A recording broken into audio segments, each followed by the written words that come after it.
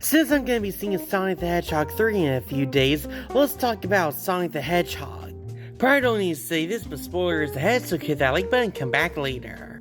So, I was not expecting much when I first saw the trailer for this movie because, yeah, that trailer really had us all worried there. But this is actually a pretty enjoyable movie. Not my favorite movie, but a really enjoyable movie. My favorite character in this film has to be Robotnik. When I first heard that Jim Carrey was going to be playing Dr. Robotnik, I had some mixed feelings, but when watching the movie, Jim Carrey really is the best part of this movie. Like, he brings his all to the performance. He brings it out the actual character, Dr. Eggman, but he also adds his own little goofy charm to the character. So when we all saw the first trailer to this movie, everybody was a little bit on edge due to just how terrible the design was to this version of Sonic. And yeah, it is not a great design. Though I will admit, I really did enjoy Ugly Sonic a lot in the Chip and Dale movie. Seriously, go check that out. He was hilarious in that. But anyway, when they decided to redo his design, this movie looked a lot more promising. With this movie being a video game adaptation, it does take a long while to actually get to the video game parts of this movie.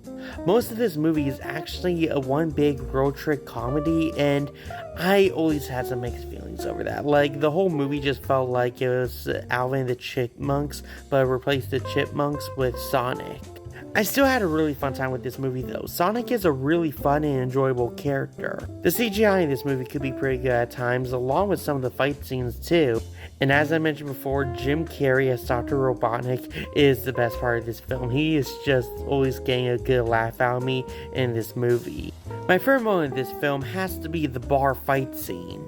I always enjoy these types of scenes when it comes to speedster characters. I always find it cool to see how the world slows down around the speedster characters as they're using their super speed and seeing this whole other world around them as they're just trying to do their thing.